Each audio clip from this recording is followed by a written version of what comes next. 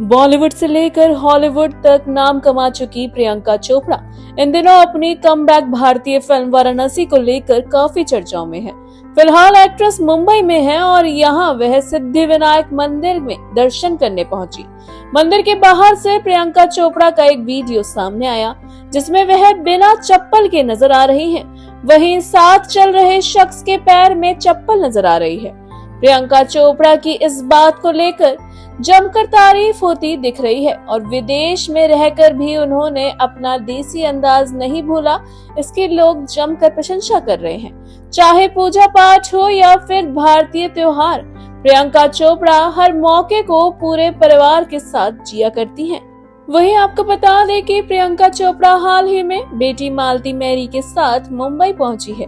SS Rajamouli की upcoming film Varanasi की shooting के लिए हैदराबाद पहुंची प्रियंका चोपड़ा ने मुंबई पहुंचने पर अपनी इंस्टाग्राम स्टोरी पर एक तस्वीर शेयर की थी। वहीं सोशल मीडिया पर सिद्धिविनायक मंदिर के बाहर के वीडियो भी चर्चाओं में है। जी हां, पेपराजी द्वारा शेयर किए गए वीडियो में प्रियंका सिद्धिविनायक मंदिर में पूजा के बाद बाहर निकली दिख रही हैं। मंदिर परिसर के बाहर निकलते समय प्रियंका के चेहरे पर खुशी थी और मुस्कुराते हुए लोगों को पेपराजी का अभिवादन करती हुई वह दिखी। बताया जा रहा है कि प्रियंका की एक झलक पाने के लिए इंतजार कर रहे लोगों का एक्ट्रेस ने हाथ हिलाकर अभिवादन किया। इसके बाद वह अपनी कार में बैठ गई। इससे पहले प्रियंका ने बेटी मालती की एक तस्वीर शेयर की थी जिसमें वह मुंबई उतरने से ठीक पहले विमान से मुंबई के नजारे देख रही थी। वहीं प्रियंका चोपड़ा के वर्क फ्रंट की बात करें तो एक्ट्रेस एसएस राजामौली की अगली फिल्म वाराणसी में नजर आएंगी जिसमें महेश बाबू और पृथ्वीराज सुकुमारन लीड रोल में होंगे। प्रियंका चोपड़ा की ये एक कमबैक फिल्म है। 7 अप्रैल साल 2027 को सिनेमाघरों में ये रिलीज होने वाली है। इसके अलावा प्रियंका के पास कई इंटरनेशनल प्रोजेक्ट्स भी पाइपलाइन में हैं। वह upcoming science fiction action thriller blue fly में ऑस्कर विनर रसेल क्रोन के साथ लीड रोल में नजर आएंगी। फिल्म वाराणसी की बात करें तो महेश बाबू कथित तौर पर रुद्र की भूमिका निभा रहे हैं जिन्हें एक प्राचीन खगोलीय कलाकृति से जुड़े मिशन पर भेजा जाता है। प्रियंका चोपड़ा को फिल्म में मंदाकिनी, जिन्हें एक इतिहासकार और कुशल निशानेबाज के रूप में दिखाया गया है, जो रुद्र का साथ देती हैं। चर्चा है कि उनकी खोज उन्हें अफ्रीका, अंटार्कटिका और यूरोप ले जाती है, जबकि पृथ्वीराज सुकुमारन विलन के रूप में नजर आते हैं। सदियों से छिपे प्राचीन रहस्य को सुलझाते हुए उसे अपने मिशन के पीछे की सच्चाई का एहसास होता है। जिस शक्ति ने उसे इस रास्ते पर भेजा है वह एक शातिर दिमाग का है, जिसका सपना हमेशा के लिए पूरी दुनिया पर राज करना है। आप इस फिल्म के लिए कितने ज्यादा एक्साइटेड हैं, हमें अपनी राय कमेंट सेक्शन में जरूर लिखिएगा और ऐसी ही more interesting news stories update के लिए हमारे चैनल मायापुरी कट को सब्सक्राइब करना बिल्कुल ना भूलें and also don't forget to press the bell icon. जिस चीज का दर्शकों को बेसब्री से इंतजार था, आखिरकार वो इंतजार अब खत्म हो गया है। जी हाँ, सलमान खान के popular reality show big boss season 20 का नया प्रोमो रिलीज कर दिया गया है। शो के नए प्रोमो में सलमान खान ने खुद बताया है कि इस बार शो में क्या खास होने वाला है। जी हाँ, सलमान खान के reality show big boss season 20 के नए प्रोमो ने फैंस की एक्साइटमेंट को और भी ज्यादा बढ़ा दिया है। शो के नए प्रोमो में हमें देखने को मिलता है कि एक अखाड़े में 2 लोग लड़ रहे होते हैं भाले के साथ, और इस दौरान दोनों ही चोटिल हो जाते हैं और जमीन पर गिर पड़ते हैं। वहीं सलमान खान की फिर एंट्री दिखाई जाती है। सलमान खान घोड़े के साथ आते हैं और वह कहते हैं तथास्तु। इसी दौरान सलमान खान एक जंप लगाते हुए नीचे आते हैं और उन दोनों जो कि इंजर्ड लोग होते हैं उनको तथास्तु कहकर लाइफ लाइन देते हैं और फिर कहते हैं कि इस बार शो में रिस्क नहीं होने वाला है, क्योंकि रिस्क का कोई चांस ही नहीं है। शो में मिलेगी 2 लाइफ लाइन और इस बार शो की थीम इसी पर बेस्ड होने वाली है। जी हाँ, आपको बता दें कि मेकर्स ने भी शो के प्रोमो को रिलीज करते हुए फैंस को एक बड़ा हिंट दे दिया है, जिसके चलते मेकर्स ने शो के प्रोमो को रिलीज करते हुए कैप्शन में लिखा, 2 लाइफ्स का वरदान फॉर और घर वाले मेरी जान बिग बॉस 20 6 सितंबर से शुरू हो रहा है, ओनली ऑन कलर्स टीवी और जियो हॉटस्टार पर। आपको बता दें कि इस शो में इस बार 2 लाइफलाइन मिलेगी, वो भी हर घर वाले को। सामने आए शो के प्रोमो से साफ पता लगता है कि इस बार मेकर्स घर के अंदर एक नया और अनोखा कॉन्सेप्ट लेकर आ रहे हैं। प्रोमो के मुताबिक इस सीजन की मुख्य थीम वरदान पर बेस्ड होगी, जिसके चलते बिग बॉस में सलमान खान देंगे घर वालों को तथास्तु कहते हुए लाइफलाइन का चांस। वहीं आपको बता दें, बिग बॉस का घर 2 अलग अलग हिस्सों में बटा हुआ नजर आएगा। प्रोमो से लगता है कि इस बार आमना सामना दिखाई देगा। प्रोमो में सलमान खान वरदान का जिक्र करते हुए नजर आए हैं, जिसका मतलब साफ है कि इस बार कंटेस्टेंट्स को रीबर्थ यानी कि पुनर्जन्म की खास ताकत मिलेगी। इस पावर के जरिए एलिमिनेटेड हुए खिलाड़ियों को दोबारा एंट्री, डोमिनेटी या फिर घर में सुरक्षित रहने का खास मौका मिलेगा, और वो भी 2 बार, यानी कि घर से निकलने का रिस्क इस बार काफी कम होने वाला है, क्योंकि हर घर वाले को मिलेगी 2 लाइफलाइन। इस बार शो काफी इंटरेस्टिंग होता हुआ नजर आ रहा है। शो 6 सितंबर से जियो हॉटस्टार और कलर्स टीवी पर देखने को मिलने वाला है। आप इस शो के लिए कितने ज्यादा एक्साइटेड हैं, हमें अपनी राय कमेंट सेक्शन में जरूर लिखिएगा। और ऐसे ही more interesting news stories update के लिए हमारे चैनल मायापुरी कट को सब्सक्राइब करना बिल्कुल ना भूलें, and also don't forget to press the bell icon. Bollywood के मोस्ट पॉपुलर एक्टर गोविंदा ने हाल ही में अपनी पत्नी सुनीता आहूजा द्वारा लगाए गए बेवफाई के आरोप पर रिएक्शन दिया है। तो चलिए आपको बताते हैं कि आखिर क्या कुछ कहा है गोविंदा ने। गोविंदा की पत्नी सुनीता कई बार सार्वजनिक रूप से गोविंदा पर एक्स्ट्रा मैरिटल अफेयर के आरोप लगा चुकी हैं। हाल ही में उन्होंने शो लॉकअप 2 में भी इस बारे में बात की थी। अब गोविंदा ने भी इन सभी बातों पर खुलकर चर्चा की है। जी हां, ANI से बातचीत में गोविंदा ने इन आरोपों को खारिज किया, लेकिन साथ ही सुनीता की भूमिका को भी सराहा।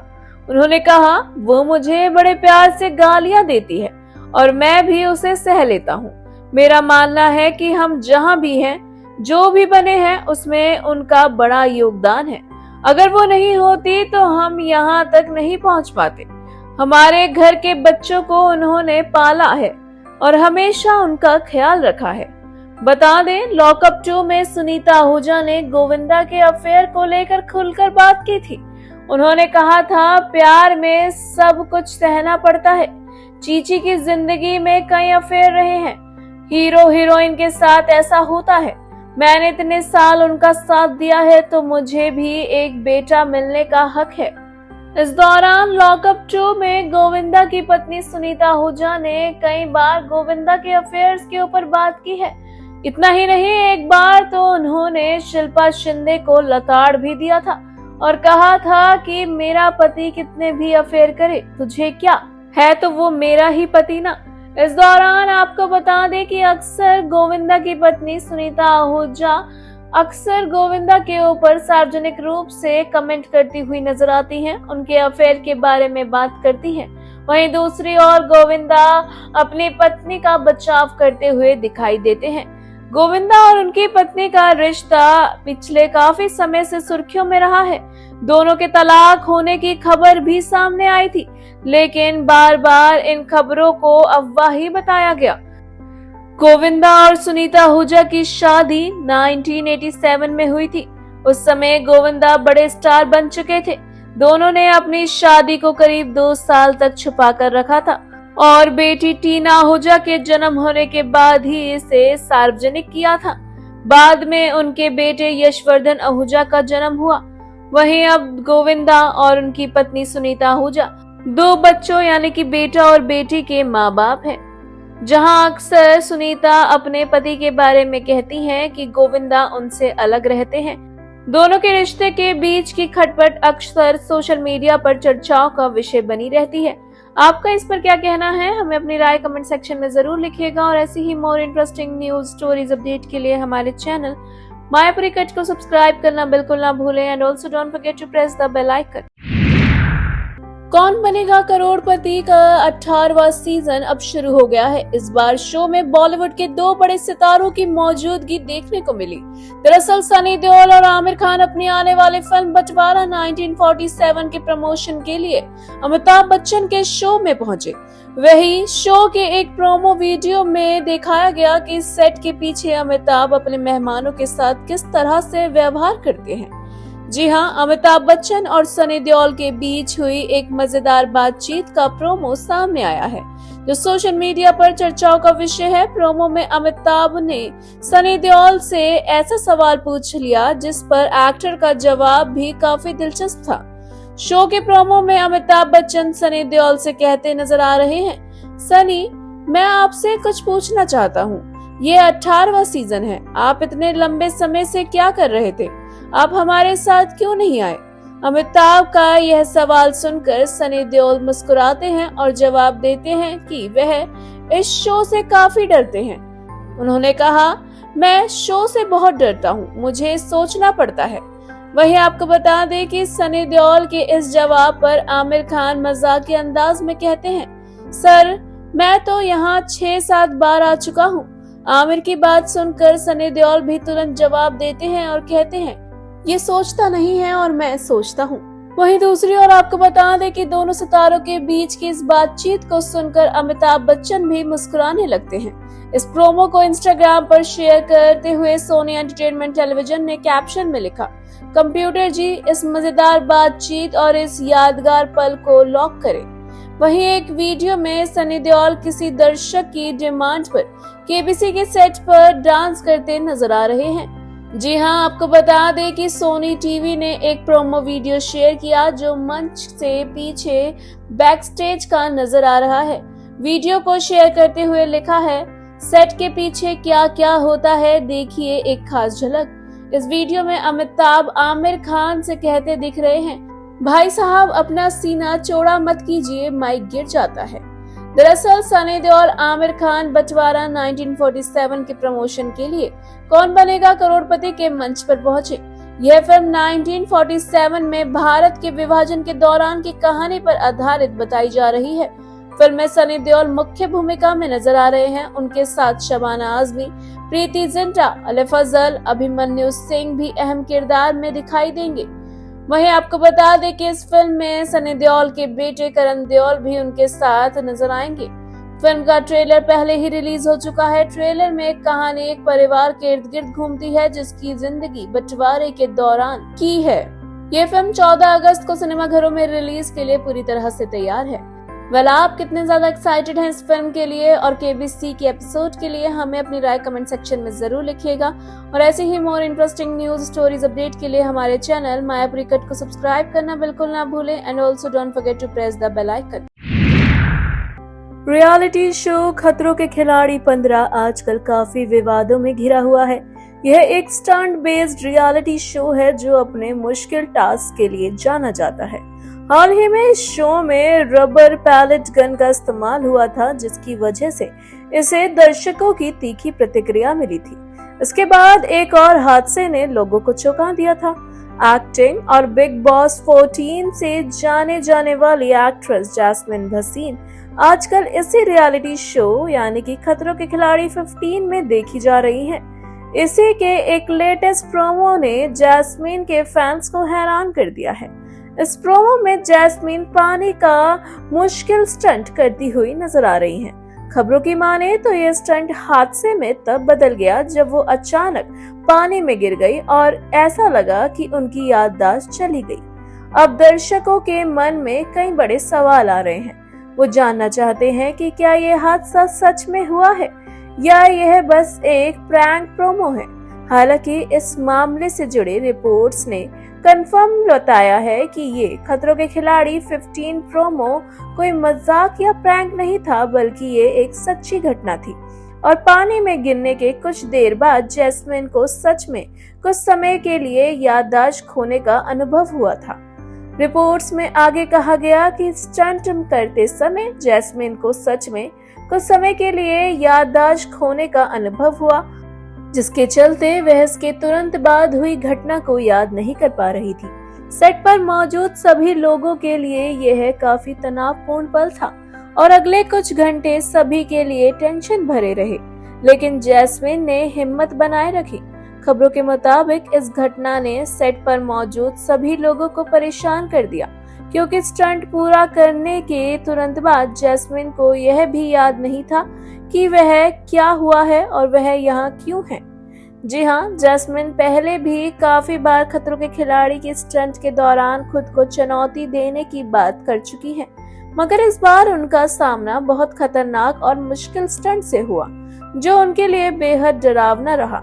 प्रोमो ने फैंस को और दर्शकों के बीच जबरदस्त प्रतिक्रिया पैदा कर दी, जिसकी वजह से सभी आगे क्या हुआ ये जानने के लिए इच्छुक हैं। इसी के चलते कई लोगों ने जैस्मिन को लेकर चिंता जताई और वहीं कुछ जानना चाहते हैं कि क्या इस घटना के तुरंत बाद वह ठीक हो पाई या उन्हें अभी भी मुश्किलों का सामना करना पड़ रहा है।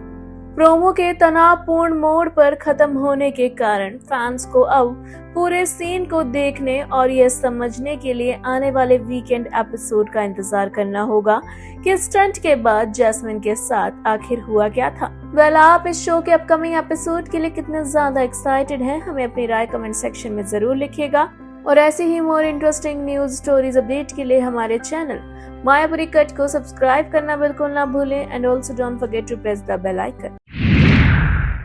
सीनियर एक्टर नसरुद्दीन शाह के स्टूडेंट प्रोटेस्ट पर बॉलीवुड की चुप्पी पर सवाल उठने के कुछ दिनों बाद कंगना रनौत ने उन पर पलटवार किया।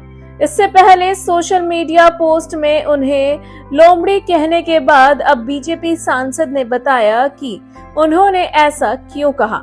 उन्होंने झारखंड में हुए प्रोटेस्ट सांसद की सुरक्षा में सेंध और फिल्म इंडस्ट्री में पाखंड का जिक्र किया। यह बहस तब शुरू हुई जब नसरुद्दीन शाह ने उन बॉलीवुड सेलिब्रिटीज के बारे में बात की जिन्होंने शिक्षा सुधारों को लेकर विरोध कर रहे छात्रों का सार्वजनिक रूप से समर्थन नहीं किया था। द वायरल को दिए एक इंटरव्यू में शाह ने कहा, वे ऐसा तब करेंगे जब उनका ज़मीर उनसे ऐसा करने को कहेगा। एक कहावत है, जिस कुत्ते के मुंह में हड्डी होती है वह भौंकता नहीं है। जैसे ही हड्डी उसके मुंह से गिर जाती है उसके दांत टूटेंगे और तब वह भौंकेगा। वहीं कंगना रनौत ने इंस्टाग्राम स्टोरीज पर इस पर प्रतिक्रिया देते हुए कहा कि नवाजुद्दीन सिद्दीकी की तरह लोमड़ी कहलाने के बजाय वह कुत्ता कहलाना पसंद करेंगी। उन्होंने उन पर भारत का खाकर पड़ोसी देश के लिए लड़ने का आरोप भी लगाया। इस बारे में बात करते हुए कंगना ने बताया कि उन्होंने दिग्गज अभिनेता की आलोचना क्यों की थी। उन्होंने कहा, मैंने उनको इसलिए कहा क्योंकि उन्हें इतना गंदा एक वीडियो बनाया था जिसमें वो इस तरह की धमकियां दे रहे थे, इस तरह की बातें कर रहे थे जो सर्वोच्च हमारे जो प्रतिनिधि हैं पूरी दुनिया में, प्रधानमंत्री जी को इतने बड़े बड़े पुरस्कार मिले हैं, उनके बारे में वो ऐसा कह रहे थे। वहीं इस दौरान आपको बता दें कि कंगना उस मुद्दे पर भी लौटी जो उन्होंने अपनी कई राजनीतिक और फिल्म इंडस्ट्री संबंधित कमेंट्स में उठाया था, जिसमें उन्होंने बॉलीवुड के एक वर्ग पर पाकिस्तान के प्रति बहुत अधिक सहानुभूति रखने का आरोप लगाया था। उन्होंने कहा, और जब देखो चाहे उनकी फिल्में हो, चाहे उनकी बातें हो, चाहे उनके इंटरव्यू हो, ये फिल्म इंडस्ट्री की पाकिस्तान के लिए प्रेम कथा कब खत्म होगी। जब देखो पाकिस्तान के प्रेम में ये मरे जाते हैं। तो मैं जानना चाहती हूँ कि अब विभाजन को भी इतने साल हो गए तो ये प्रेम कहानी खत्म क्यों नहीं हो रही है। जब इतना ज्यादा, चाहे वो पहलगाम हमला हो, चाहे हमने ऑपरेशन सिंदूर से दूर किया हो। कंगना ने कहा, जब दिल्ली में ऐसी स्थिति बनी थी तो ये सब इंडस्ट्री वाले घड़ियाली आंसू रो रहे थे, तो झारखंड में जब बच्चों पर जुल्म हो रहे थे तो ये चुप हैं। ये फिल्म इंडस्ट्री वाले जंतर मंतर पर घड़ियाली आंसू बहाने आ गए थे। झारखंड क्यों नहीं जा रहे हैं अब जेनजी के लिए। वहीं इस दौरान कंगना ने अपनी जमकर भड़ास निकाली है। आपका कंगना की स्टेटमेंट पर क्या कहना है, हमें अपनी राय कमेंट सेक्शन में जरूर लिखिएगा। और ऐसे ही more interesting news stories update के लिए हमारे चैनल मायापुरी कट को सब्सक्राइब करना बिल्कुल ना भूलें and also don't forget to press the bell icon.